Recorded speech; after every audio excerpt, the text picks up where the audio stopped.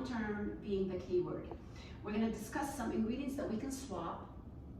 It will have a high nutritional value, low calorie, low fat. It will not change the flavor of the food that you will be preparing. So we're going to go ahead and start out with some basic ingredients that are usually used for baked goods, such as milk.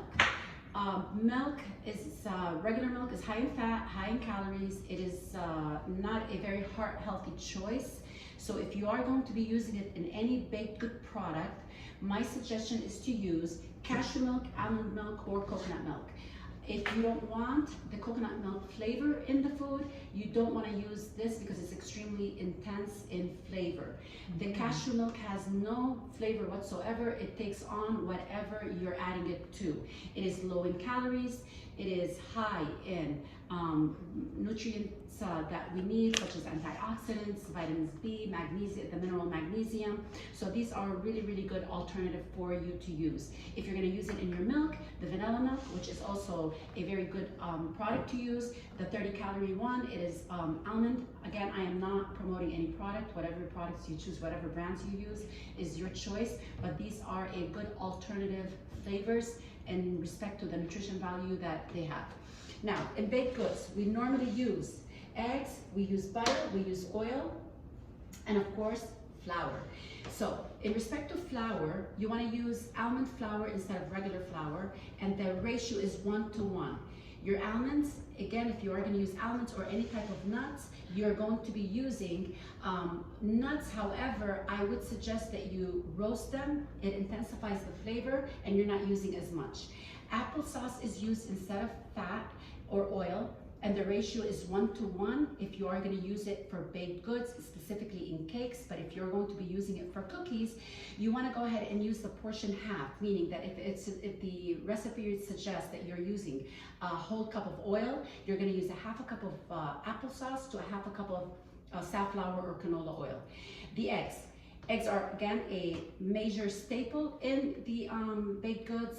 Instead of using the egg, which is high in cholesterol, high in fats, high in calories, specifically the yolk part of the egg, not the white part, you can go ahead and use 1 tablespoon of flaxseed to 3 tablespoons of water.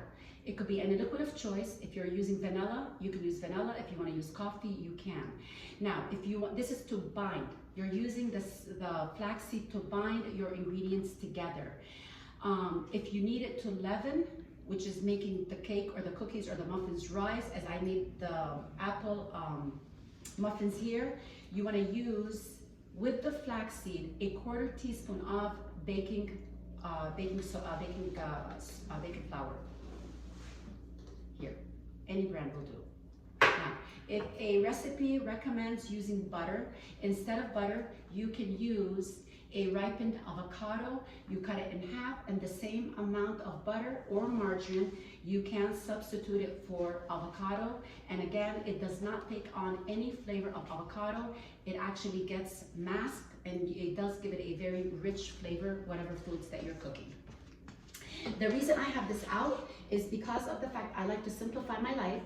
So with that said, I have brown rice in here, and what I've added is automatically I put it in the jar, and I add flaxseed and a little bit of quinoa to it, and I shake it up. And then anytime I'm about to prepare the rice, it's usually already made. It has these items in there, these good ingredients in there, so you don't really have to think twice. You're just making your rice as normal, and you follow the same recipe. Now, if you are making white rice, jasmine rice, basmati rice, as I have made here, what I've done is I've gone ahead and incorporated in the white rice. I've cooked it the same exact way that it is recommended, except I've added 2 cups of cauliflower rice. Again, everybody's talking about cauliflower rice, which I strongly suggest. However, not everyone will eat it. Completely plain cauliflower rice. So gradual changes would be that you would have your rice prepared, and right before it finishes cooking, you'll add 2 cups of frozen or fresh cauliflower rice to it. You mix it, and this is what it looks like. The children or no one will ever know that you have cauliflower in here, and that's the whole thing. Again, they're gradual changes. As you start adapting to the flavor of your meals and the foods, the changes that you're making, you will start adding more cauliflower or more of the alternative, better ingredients. Now, I have here carrots, very simple. You just go ahead and you steam them, you puree it, and that would be considered somewhat of a sauce. It thickens any sauce that you choose on making. Again, I'm not asking or telling you to go ahead and completely remove all the other ingredients that you normally use. By just adding those healthier options, you are making long-term changes, and that's what it's all about. Hamburgers, everyone loves hamburgers. Some people like hamburgers, some people don't. However, what I use is, if I was making meat, if I was making hamburgers, it would be something like this. It's the 85% lean. Now, the trick to cutting back on calories and cutting back on fat, you will use mushrooms, and you will go ahead and chop them in very small cubes, very small. You can at that point add your onion, you can add peppers, you can add, this is kale, and I like kale because of the fact, forget all the nutrients that it has. Green leafy vegetables are very high in folic acid, they're low in calories, magnesium and zinc, really good produce to use. However, with kale, when you chop it and you mix it with food, it does not have any flavor in the food that you're mixing it in. So with that said, it also looks like parsley for some of us that use parsley in our hamburger meat. So with that said, this is what it's gonna look like. This is all kale, onion, this is exactly what I used in here. This is raw, and this is what it looks like cooked. So with that said, I know for sure that kids will not know that there are mushrooms in your hamburgers. And with that said, you're eating a little bit more, but lower in calories, lower in fat, and it's just a lot healthier. Again, you can use lettuce, tomatoes, any vegetables of choice you can use. Last but not least, the pizza. I love pizza, except I know that the high content of the enriched flour is not very beneficial for your blood sugars. You can end up getting a little bit more weight if you're eating too much carbohydrates based on your total caloric intake. That's another session by itself. However, if you're making dough, pizza dough, this is what it looks like. Now, I simplified it. Yes, I have a question. Yes. Oh, it's in Spanish. Oh, okay. Can we add oatmeal to the hamburger? That's from Ana Fonseca. Yes. Oh, flaca. Mm-hmm. Okay, so some people when making hamburgers or meatloaf will add breadcrumb, and it is suggested that they use breadcrumb. Couple of options. It's a great idea to add oatmeal because of the fiber, the insoluble and soluble fiber. You can actually process it and make it flour, or you can use it whole. Great question. And yes, if you are going to use breadcrumb in your meatloaf or hamburger, yes, it's a great option to use oatmeal. And you can also use flaxseed, by the way. If you're using breadcrumb to coat your chicken or your fish or your vegetables, add flaxseed and or poppy seed. It gives it a bit of a crunch, and it is very, very high in the nutrition value. So good question.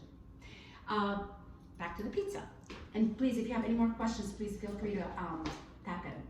Pizza, I simplified it. That's not normally how I make mine. I add a lot more products to it, but I wanted to give you an example. Again, a lot of us don't have time. So if you're going to make pizza dough, you can. This is pre-made.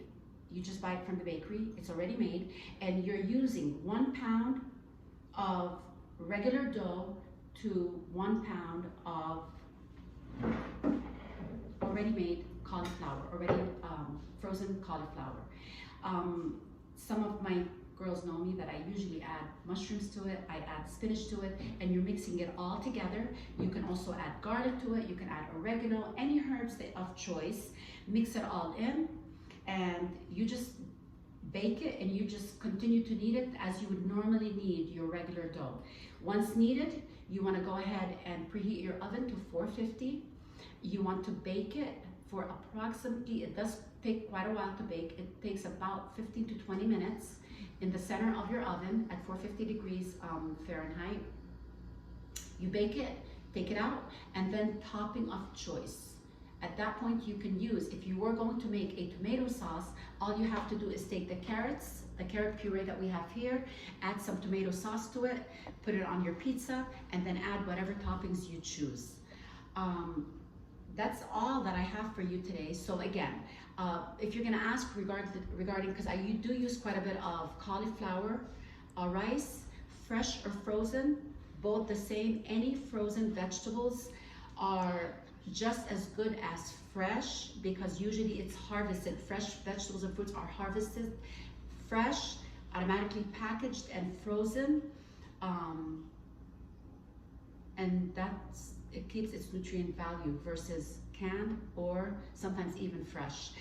The spinach, again, you can use fresh, frozen is just as good. You can add more or less, and that's what I like about these recipes and these ingredients. You can add as much as you want, or you can add as little as you want. I suggest you gradually add all these ingredients into the meals unless you feel that you're ready to go. With the hamburgers, you can actually do, and that's how I normally do it, I go 50% meat, 50%. So if I'm using a pound of meat, I'm using a pound of mushrooms. And then of course, all the other additives that come in, the vegetables, it does increase the volume and you're getting a lot lower calories and you're getting a bang for your buck. Do I have any questions? Yes, I Yes. have. When you do the puree, you can mix with tomatoes too, or just regular carrots? Excellent question. With these ingredients and the way that I prepare things, you can add whatever you want. Okay. Tomatoes is obviously a great option because of the fact that it's acidic, it's got vitamin C, it does chelate, which is, it locks in the vitamins and minerals a lot more when you're taking in carrots. Good question. Now?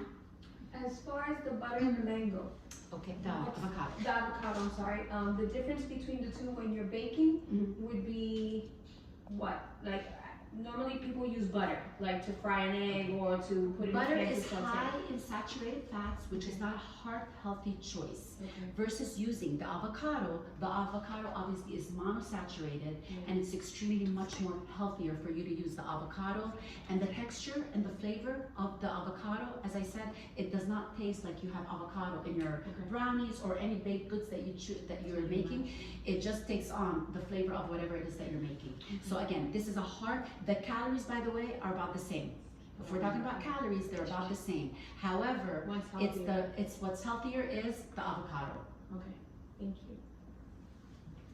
Yadi, any questions? No? Not right now. Carlita? No, I don't have any. We're good? Okay.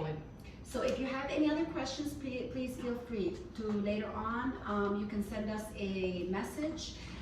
If you found this to be helpful, please let us know. If there's anything else, any other topic, because again, like we had last week, we had the back session. People found it to be very beneficial, and we've had suggestions for this session. If you have any other recommendations, we're here. S.H.E Fitness crew loves you. Please be safe.